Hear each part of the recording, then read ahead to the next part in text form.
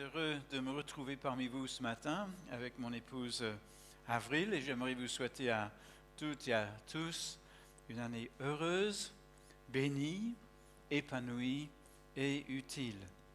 Nous n'oublions pas nos frères et sœurs de par le monde qui peuvent se trouver dans des situations difficiles, ceux qui vivent ce dimanche sous les bombes, ceux qui sont dans des réunions clandestines, menacés par une police secrète, par une police des mœurs, par une mafia dans certains pays. Nous n'oublions pas que nous faisons partie d'une vaste famille. Pour les uns, beaucoup de joie, pour d'autres, beaucoup de tensions et de difficultés, mais le même Dieu pour tous. Et nous n'oublions pas nos frères et sœurs. La prédication de ce matin portera sur un passage dans le livre des Actes des Apôtres, mais j'aimerais commencer par une citation des Évangiles. Il s'agit d'une parole du Seigneur Jésus que nous trouvons dans Marc 10 à partir du verset 42. C'est Jésus qui parle ensuite. Jésus appela ses disciples auprès de lui et leur dit : « Vous savez ce qui se passe dans les nations. Ceux que l'on considère comme les chefs politiques dominent sur leur peuple, et les grands personnages font peser leur autorité sur eux. Il ne doit pas en être ainsi parmi vous. Au contraire, si quelqu'un veut être grand parmi vous, qu'il soit votre serviteur. Et si quelqu'un veut être le premier parmi vous, qu'il soit l'esclave de tous. Car le Fils de l'homme n'est pas venu pour se faire servir, mais pour servir et donner sa vie en rançon pour beaucoup. » Nous l'avons célébré ce matin avec nos mots, avec les mots de la Bible. Le Fils de l'homme, Jésus, n'est pas venu pour se servir, mais pour servir. Et nous qui sommes ses disciples, nous sommes appelés à suivre son exemple. Ne pas agir pour nos propres intérêts, nos projets, notre réputation, pas pour l'argent et les honneurs, mais pour être utile aux autres.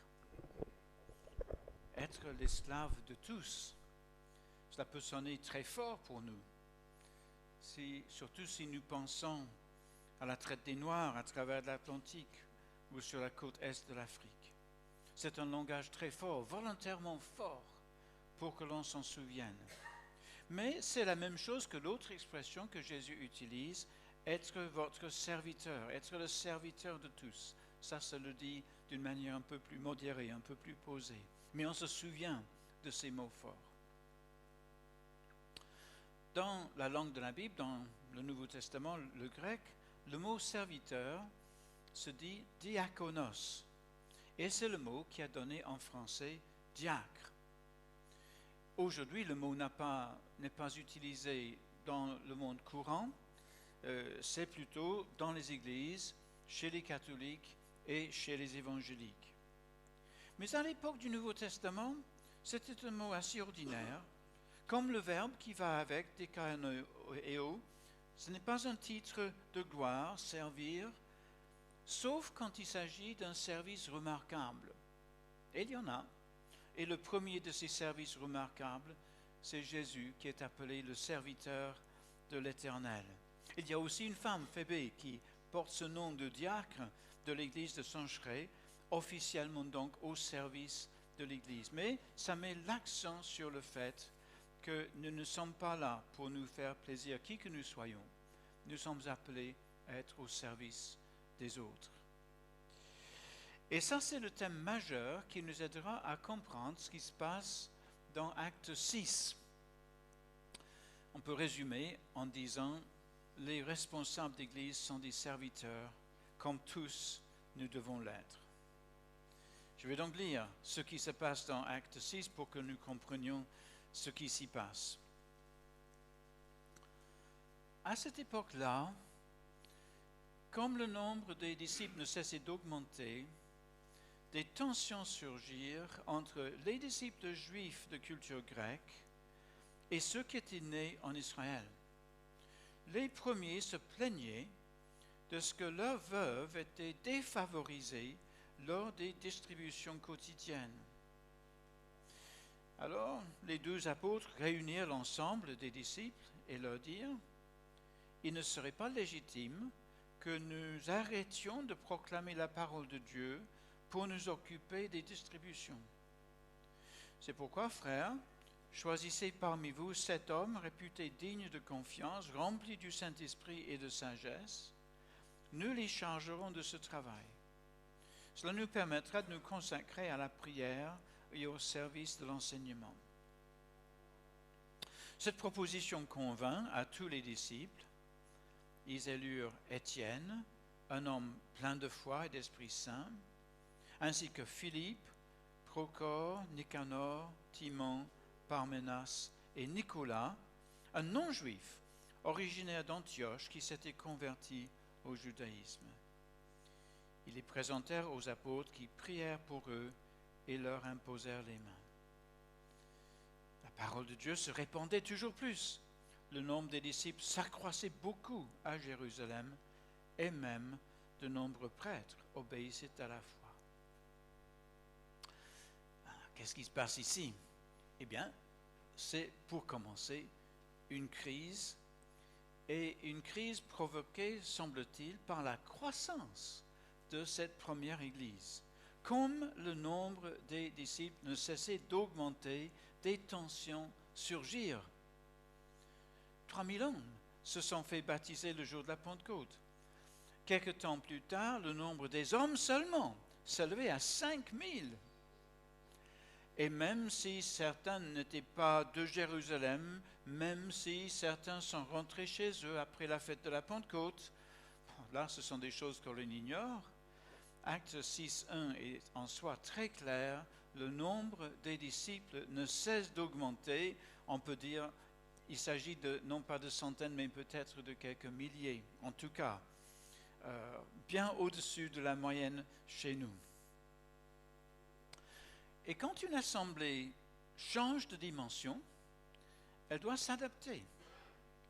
Je pense à ce qui s'est passé pour moi et Avril quand nous étions à Rennes, dans le sud de la ville. Et là, nous avons connu plusieurs étapes. Un culte dans notre salon. Ensuite, un culte dans un petit local mis à disposition le dimanche matin par une maison de quartier. Et puis, la location d'un atelier de 100 mètres carrés qu'il fallait transformer. J'ai failli dire convertir. Et aujourd'hui, l'Église est propriétaire de ses propres locaux. Au début d'une Église, le pasteur pionnier fait tout. Et plus tard, progressivement, il s'entoure d'autres personnes et on passe d'une ambiance familiale à une structure organisée. Il y en a qui sont tout à fait réticents à l'idée d'avoir une structure, une organisation. On n'aime pas ça. Il y a une tendance anarchique presque chez nous. Mais pensez à ceci, dans le corps humain, la croissance sans structure s'appelle le cancer. La vie s'organise d'une certaine manière, et c'est vrai dans tout l'univers que Dieu a créé. Voilà donc cette première église de Jérusalem qui est connue une très forte croissance, et cela met en évidence ce que j'appelle une diversité culturelle mal gérée. Le texte nous parle de 2 groupes. Il y a d'une part des chrétiens originaires de la terre d'Israël. Entre eux, ils parlaient certainement araméen et ils n'étaient probablement pas trop déboussolés quand on lisait un texte biblique en hébreu. C'était des gens qui ont dû être un peu plus conservateurs que les autres, un peu plus à cheval sur les lois, les traditions juives. Et puis il y avait un deuxième groupe très important que la Bible à la Colombe appelle des hellénistes. C'est-à-dire, entre eux, ils parlaient grec, ils avaient leur propre traduction de la Bible en grec, l'hébreu était de l'hébreu pour eux, et certains ont pu être issus de familles installées depuis un certain temps en Égypte, en Grèce, à Rome, et revenus à Jérusalem. Et d'autres ont pu évoluer en terre d'Israël, dans des milieux un peu plus progressistes, un peu plus ouverts à la culture grecque. entre les deux groupes, il y avait des différences de langue, de culture et de conviction. Comme ça peut exister dans nos églises, je ne vous apprends rien. Si on en tient compte, c'est une immense richesse. Mais si on n'en tient pas compte, on peut s'attendre à rencontrer des problèmes. Je pourrais vous citer des exemples, mais je ne le ferai qu'en privé. À Jérusalem, donc, ça s'est manifesté de la manière suivante.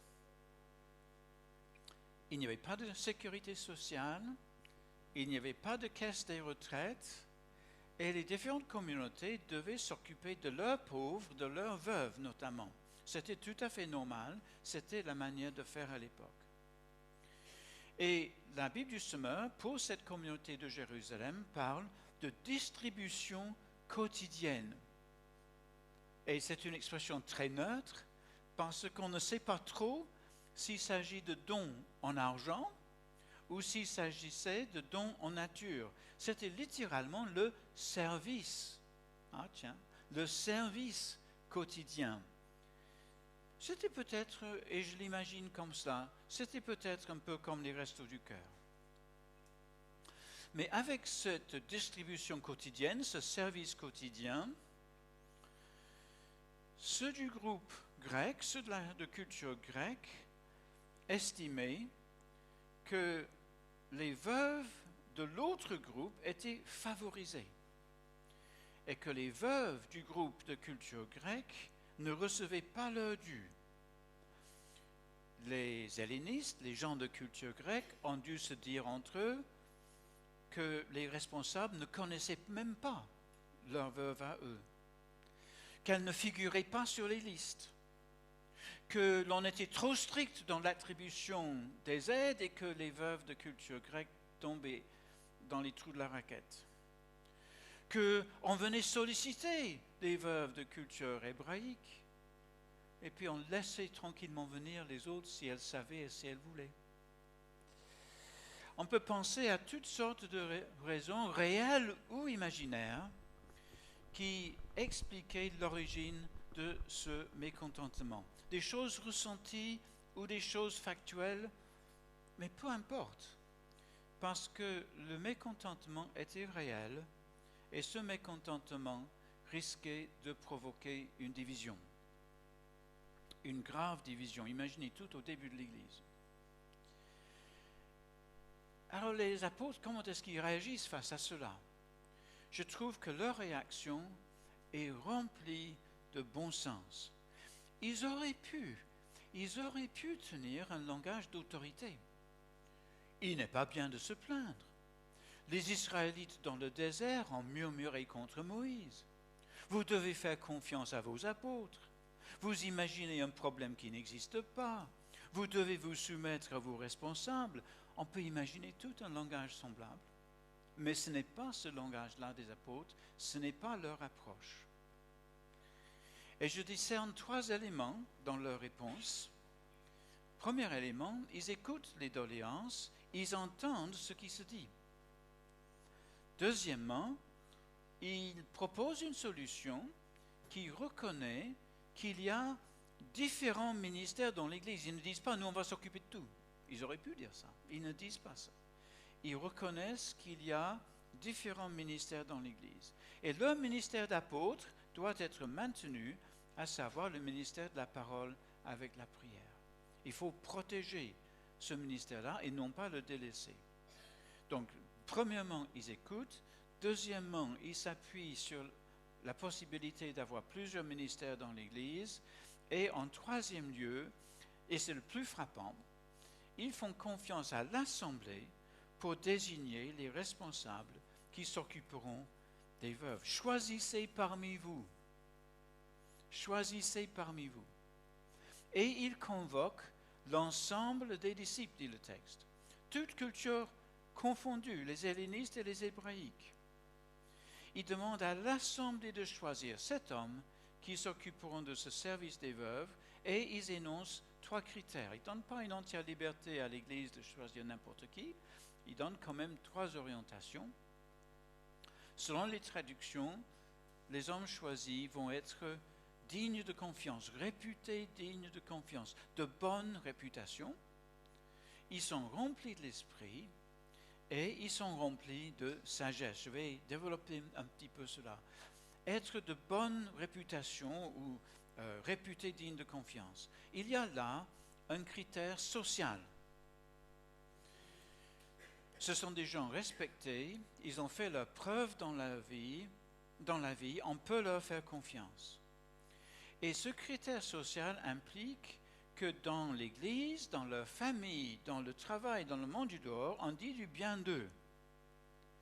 Et ce genre de critère, on peut le trouver ailleurs dans la Bible, dans une épître de Paul notamment. Donc un critère social, ils sont de bonne réputation, on peut leur faire confiance. Ensuite, il y a un critère spirituel, ça on s'y attend. Ils sont remplis de l'esprit. Si je vous regarde, je ne peux pas vous dire qui est rempli de l'esprit et qui ne l'est pas. Comment est-ce qu'on savait que ces gens-là étaient remplis de l'esprit?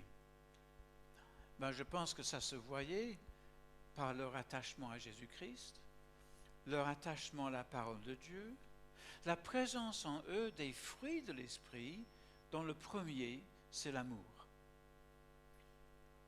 Et quand l'apôtre Paul dira aux Éphésiens d'être remplis de l'esprit, 5:18, quand il dira aux Éphésiens d'être remplis de l'esprit, il donnera comme l'un des signes de cette plénitude la soumission les uns aux autres.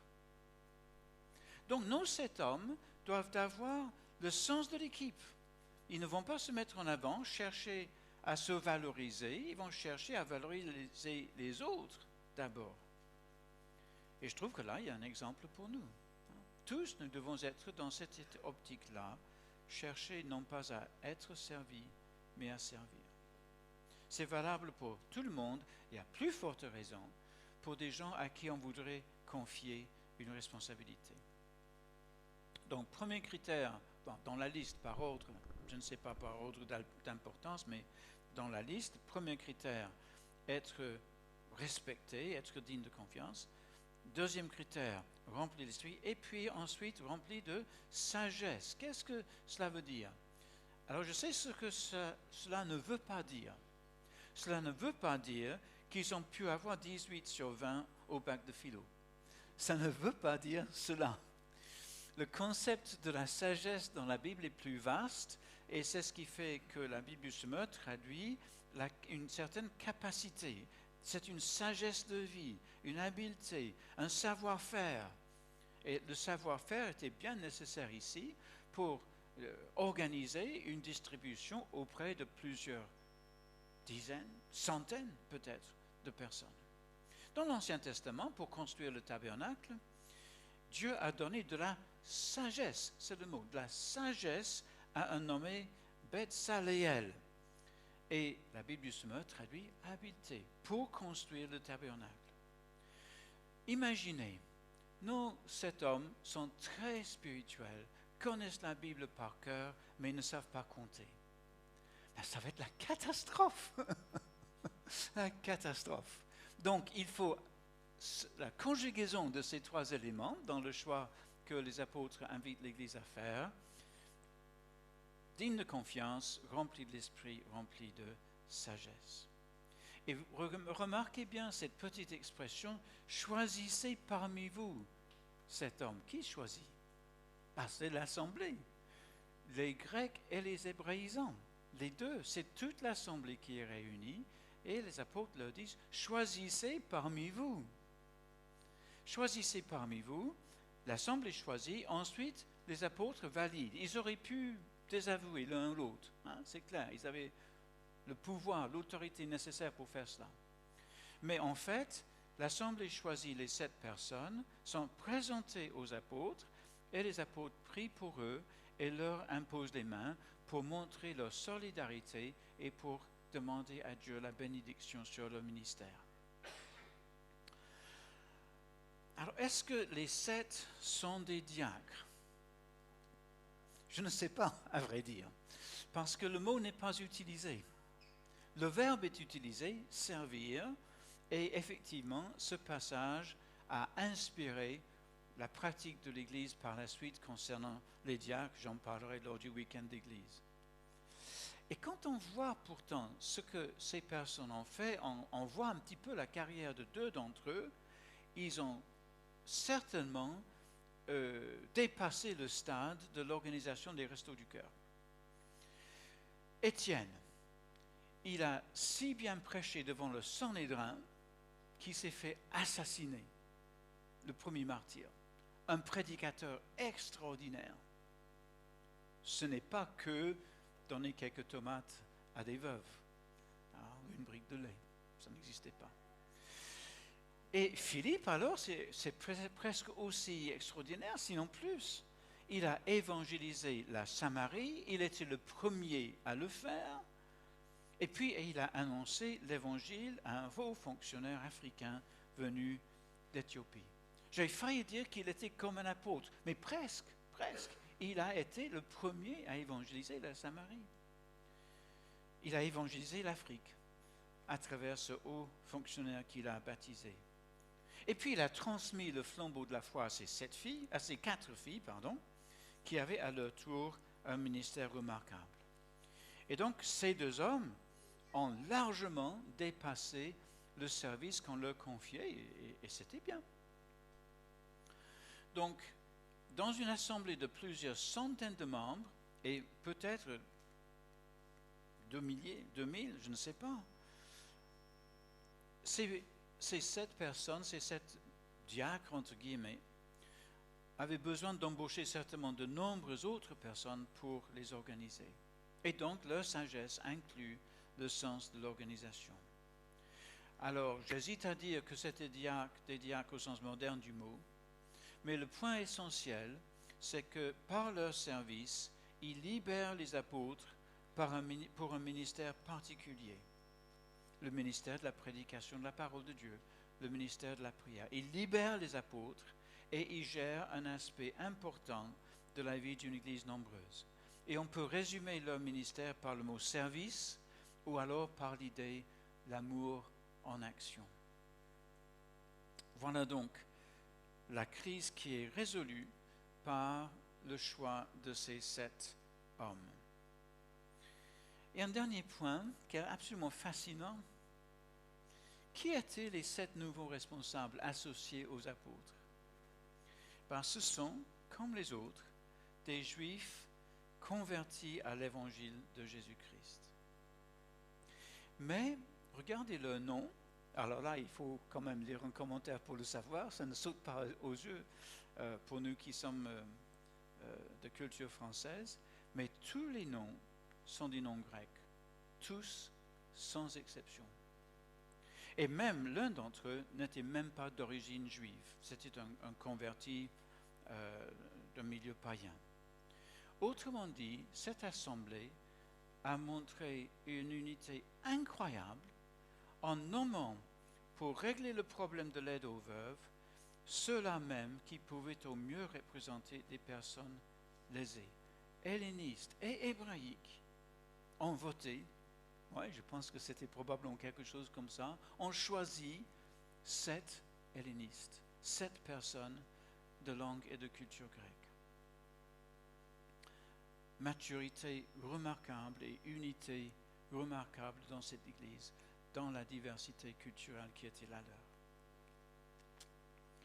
Et donc la crise est résolue et l'évangile prend sa marche en avant. La parole de Dieu, verset 7, se répandait toujours plus. Le nombre des disciples s'accroissait beaucoup à Jérusalem, et même de nombreux prêtres obéissaient à la foi. Sans la nomination des 7, la division était inévitable, et avec la division, l'arrêt de la croissance et la mission dans le monde aurait été totalement compromise. Mais grâce au Saint-Esprit, grâce à la sagesse qu'il a inspirée à l'Église, la crise a été résolue et l'Évangile s'est répandu encore plus. Je dis gloire à Dieu. Maintenant, nous, qu'est-ce qu'on peut apprendre de tout cela? Je n'ai pas une seule chose à vous dire, mais plusieurs points que je vais faire défiler grâce à nos amis là dans le fond. Quelques idées Et j'aimerais vous inviter à en choisir une qui vous intéresse pour en faire un sujet de réflexion et peut-être même de prière. Premier élément que j'apprends, c'est que la croissance peut amener des crises. C'est vraiment le cas ici. Si c'était resté un petit groupe rikiki où tout le monde se connaît, il n'aurait pas eu ce problème.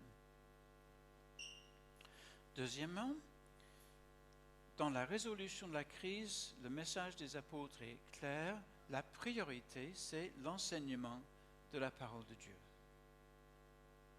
Mais, pour compléter cela, ceux qui exercent le ministère de la parole ont besoin d'avoir à leur côté d'autres responsables qui font équipe avec eux. Ce sont des ministères différents et complémentaires. Imaginez par exemple une église où il y a un prédicateur remarquable, mais quand les gens arrivent le matin, c'est sale parce que personne ne l'a nettoyé, et les gens ont froid parce que personne ne sait faire marcher la chaudière. Le prédicateur, avec son beau discours, a besoin de quelques-uns qui s'occupent de la chaudière et du ménage. On a besoin d'équipes autour de soi. Donc, ministère de la parole prioritaire, ceux qui exercent le ministère de la parole ont besoin d'une équipe à leur côté. Le choix des responsables, et surtout à ce niveau-là, se fait dans un dialogue entre les responsables en place, le pasteur, les anciens, et l'assemblée entière. C'est un modèle, je trouve, où les responsables ont prévu, ont suggéré, ont donné une piste importante, ont montré comment il fallait résoudre, mais ils ont associé l'Église à la décision et finalement il y avait une sorte de dialogue. Alors ça peut prendre différentes formes, je ne veux pas dire que c'est forcément d'une manière ou d'une autre, mais il y a forcément l'action de prévoir de la part des responsables et un engagement de tous. Les responsables doivent se considérer comme des serviteurs par des maîtres, ça c'est le thème majeur avec lequel nous avons commencé. La vie des responsables, leur vie spirituelle, leur vie de famille, leurs compétences, tout cela compte, mais chaque membre a sa part de responsabilité dans la gestion de la vie de l'Église. Écouter, discuter, proposer, choisir, c'est à tout le monde de porter sa part de responsabilité. Ce qui m'amène à dire qu'il faut prier pour nos responsables à tous les niveaux. Un responsable de louange, un responsable de groupe d'enfants, un ancien, un pasteur, il faut prier pour nos responsables et il faut prier pour qu'il y en ait d'autres à mesure que l'Église grandit. On aura toujours besoin de nouveaux responsables. Mais attention, c'est le dernier élément de réflexion.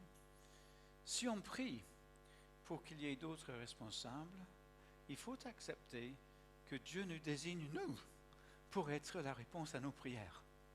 Ah, je suis trop jeune. Oh, je suis trop vieux. Ah, je ne sais pas.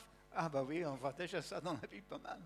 Si on prie pour que Dieu fasse grandir son Église en multipliant le nombre de responsables, si on prie dans ce sens, bien acceptons que, voilà, le choix de Dieu, le choix de l'Église pourrait tomber sur nous.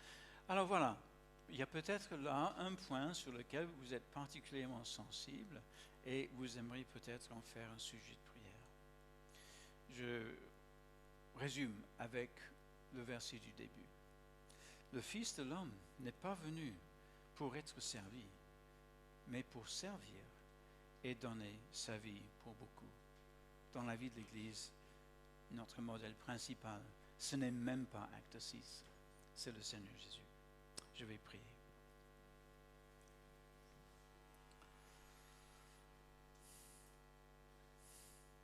Seigneur, j'aimerais te remercier pour ce passage dans ta parole si vrai, si concret, si pratique. Te remercier pour l'action de l'Esprit qui fait grandir l'Église, qui aide les Églises à surmonter leurs problèmes, qui fait progresser l'annonce de l'Évangile. Et ce que nous voyons là, en Acte 6, nous prions pour que cela se passe chez nous, en France, dans nos villes, que nous puissions maintenir notre élan, notre marche en avant. Envoie, Seigneur, des ouvriers dans ta moisson, des étudiants à l'Institut biblique, à la faculté, Envoie des ouvriers dans ta moisson, des diacres, des anciens, des pasteurs, des responsables de jeunes, des responsables d'enfants, de louanges. Étoffe la vie de l'Église, donne-lui une belle dimension pour être encore plus apte à porter l'Évangile plus loin. Au nom de Jésus. Amen. Je regarde l'heure. Est-ce que j'ai encore